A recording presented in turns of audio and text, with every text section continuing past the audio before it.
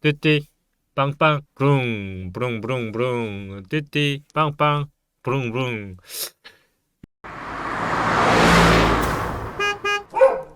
안녕하세요. 코인드라이버 이진환 전문가입니다. 2022년도 10월 18일 오후 2시 24분 화요일 영상입니다. 유튜브 댓글에서 띠띠빵빵이 너무 처진다고 좀 활기차게 해달린다고 해서요. 좀 그렇게 시작해봤습니다. 좀 더 오버해서 한번 더 해보겠습니다. 부릉부릉 띠띠빵빵. 오늘은 이진환이었습니다. 이런 식으로 하면 될까요? 유튜브에서 너무 처진다고 좀 분위기 좀 살려달라고 하더라고요. 그래서 좀 오버 좀 해봤습니다. 오늘 영상 시작할 거고요. 이번 주는 전달 드렸다시피 화, 목, 토로 영상이 진행됩니다. 요번에 카카오 사태 있었잖아요. 이 카카오 사태로 인해서 회사에서 전체적으로 촬영을 거의 못하고 있었기 때문에 먼저 다른 애널리스트 분들 거 세팅하고 제가 이번 주는 화요일부터 시작을 합니다. 항상 고지 드리고 있으니까요. 참고하시면 좋을 것 같습니다. 저는 오늘도 차트 관련해서는 사실 기존과 스탠스가 계속 같기 때문에 오늘은 좀 다른 주제를 좀 갖고 왔습니다. 일단 여러분들이 가장 영향을 또 받으면서도 또 관계가 깊은 것들인데요. 벌써 10월입니다, 여러분. 이제 11월이 또 앞서가는데요. 거의 제가 항상 월초에 영상을 하나씩 찍고 월말에 또 찍고 이러면서 월초 분석, 월말 분석 해드리고 있잖아요. 근데 올해를 시작했던 지난 1월의 기억이 얼마 되지 않은 것 같은데요. 또 나이를 먹잖아요. 제 나이가 이제 서른 중반을 넘어가고 있는데 정말 나이가 빠르게 먹는 것 같아요. 제 어린 20대 때는 정말 뭘 모르고 활동을 했던 것 같은데 이제 또 30대가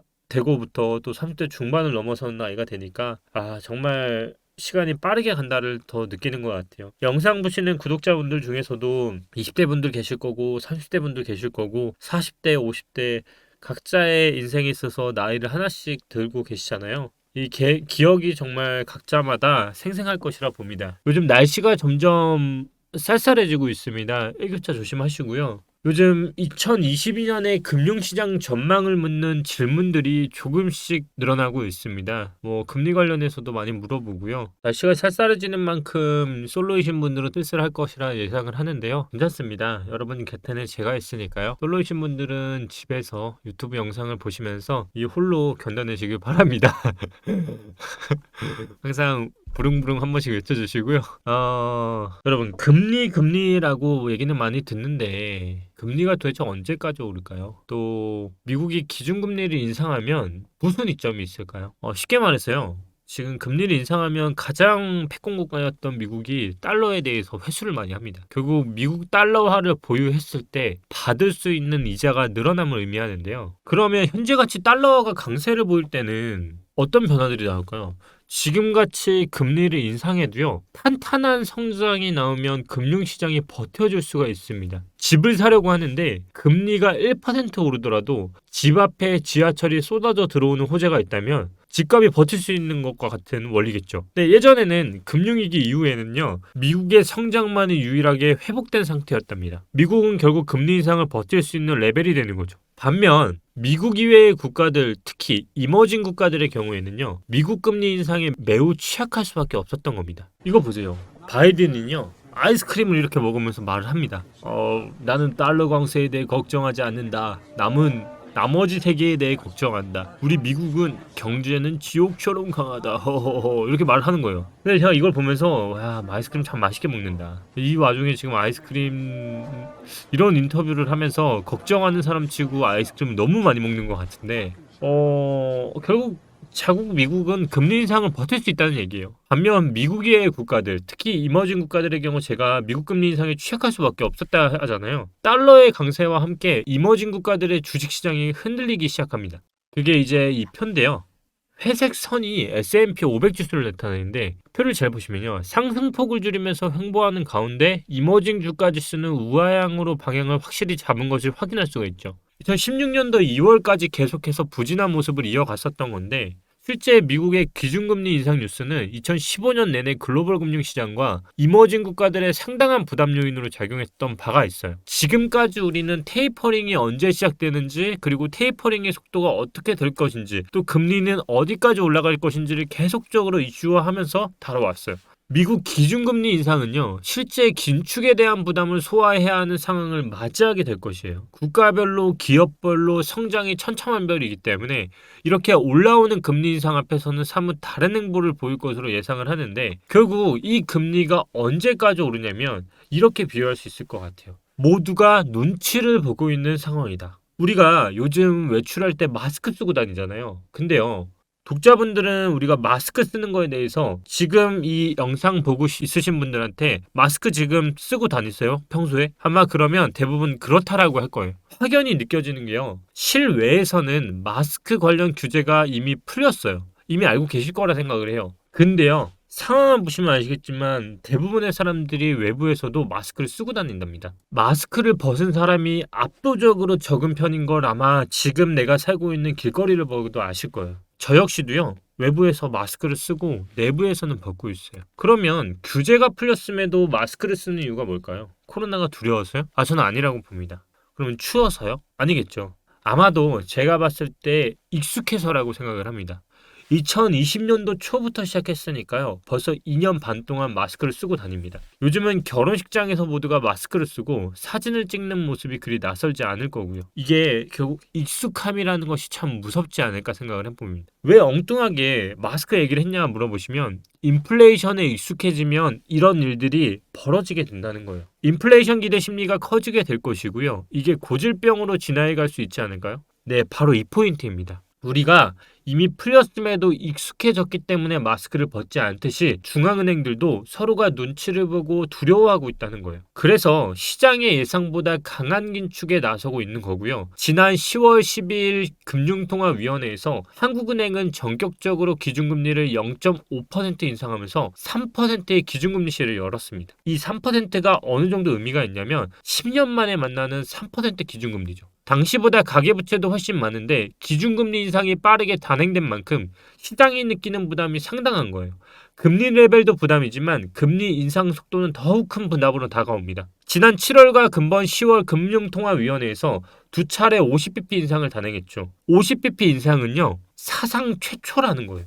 그걸 두 차례 연속으로 사상 최초를 두 번 했으니까 올해 이제 다가오는 11월에 금융통화위원회에서도 추가 50bp 인상 얘기가 흘러나오고 있는 거고요. 연초만 해도 기준금리가 3%까지 인상될 것이라는 전망하는 사람들은요, 매우 드물었어요. 다만 이렇게 금리가 빠르게 오르게 되면요, 결국 경제에 치명적인 영향을 미칠 가능성이 높아질 수밖에 없어요. 지금 우리가 금리가 올라서 현실적으로 얼마나 피부에 닿는지 잘 모르시는 분들이 계실 텐데요. 지금의 금리 인상이 피부로 닿지 않을 수는 있지만 경제 성장 둔화로 이어질 수 있는 만큼 사회 곳곳에서 이제부터 전체적인 효과는 나오기 시작할 거라는 게 브레이던스 부의장의 의견이에요. 결국 우리는 지금 이 금리 인상에 대한 여파가 차곡차곡 누적이 돼서 분명히 암덩어리처럼 터질 수 있다는 걸 누차 말을 하고 있는데요. 연준 부의장의 코멘트를 잘 보면 물가를 잡기 위한 긴축에는 동의를 하고 있지만 이제 그 부작용에 대해서도 예의주시할 필요가 있다는 점을 언급을 하기 시작합니다. 결국 이 얘기를 종합해보면 인플레를 잡기 위해서 금리 인상에만 포커스를 두고 있던 분위기가 금리 인상으로서 펼쳐지고 있던 둔화된 효과들이 차츰차츰 누적이 돼서 또 한 번의 여파가 나올 수 있다는 분위기로 다소 바뀌고 있다는 겁니다. 결국 연준은 3월까지 4.5% 이상으로 기준금리를 인상한 이후 금리 인상 속도를 조금 조절할 필요가 있다는 얘기를 차츰 하기 시작했습니다. 제가 진정한 폭락은 금리가 고점에 찍었을 때가 아니라 고점에서 꺾이기 시작하는 시점에서부터 그동안의 선례로 봤을 때 폭락이 나온다고 하죠. 여러분들이 금리에 대해서 피부로 느끼고 싶다? 이렇게 비유하겠습니다. 여러분들이 약을 먹은 즉시 효력이 나오는 약은 정말 드물 겁니다. 근데요, 그 효과가 나타나려면 일정 시간이 필요할 거죠. 그겁니다. 우리가 기준금리를 최고점으로 찍은 순간 효과가 나타나려면 꺾이는 순간부터가 진정한 폭락의 순간일 수 있다는 거고요. 금리 인상 역시 마찬가지예요. 금리 인상과 동시에 금리 인상 효과가 나타날 것이라 생각하면 잘못된 거고요. 시차는 반드시 나타날 겁니다. 그게 아직 시장에 반영이 되지 않았다. 현재 차트적인 부분에서는 저는 계속 변함이 없습니다. 이번 달은 저는 횡보를 계속 예상하고 있고요. 저점은 깨지지 않을 거라 보고 있습니다. 또한 알트들의 움직임이 계속 나올 거라 보고 있는데요. 알트들이 이렇게 펌핑 형식으로 터져 나오고 있는데 이미 저점을 깨고 오르는 경우도 양봉 전환을 하고 있죠. 저는 그냥 이번 달이 횡보로 하면 다음 달에는 추가적인 상승이 한 번 더 나올 거라 보고 있습니다. 그만큼 지금 전체적으로 차트들이 만들어지고 있는 단계인 거지 폭락형의 차트를 만들고 있지 않다라고 계속 일관된 주장을 합니다. 오늘 영상 마무리는 이런 식으로 하겠습니다. 여러분, 이정재 씨가요, 오징어 게임 촬영 당시 주변의 반응들이 어땠을까요? 도대체 뭘 찍는 거냐? 이정재 씨는 이렇게 말을 했다고 합니다. 네, 이정재입니다. 오징어 게임이란 걸 찍고 있습니다. 오징어 게임이요? 드라마 제목이 오징어 게임이야? 네, 맞습니다. 오징어 게임입니다. 그랬더니 사람들이 이해를 하지 못했더래요. 그런 걸 왜 찍어요? 예? 신과 함께나 찍으시죠. 그런 거 왜 찍어? 넷플릭스? 이름도 오징어 게임? 뭐 바다에서 하는 거예요? 이게 유퀴즈에서 나왔던 건데요. 주변에서는 기대가 없고 오히려 이정재 씨를 걱정했다고 합니다. 맨날 수염 덥수룩하게 이러고 다녔으니까요. 결국 자유인으로 덥수룩하게 다니다가요. 촬영에 돌입하자 눈이 돌아갔다고 합니다. 그 이정재 씨 아시죠? 달고나 먹으면서 오징어 게임에서 살아남기 위해서 달고나 깨지지 않으려고 이렇게 막 핥아먹는 거 있잖아요. 달고나 미친 듯이 핥고 막 이렇게 결국 어떻게 됐을까요? 이정재 씨는 역대 최고가인 회당 10억 원의 갤런티를 받는 명실상부 대한민국 최고의 배우로 거듭났습니다. 이 대화를 보면서 제가 느낀 거는요. 야, 너 그러다 투자하면 망해. 너 그러다 진짜 어떡하려고 그래. 주변인들이 걱정을 해줍니다. 그리고 두 번째는요. 에라 모르겠다. 물리면 물린 거고.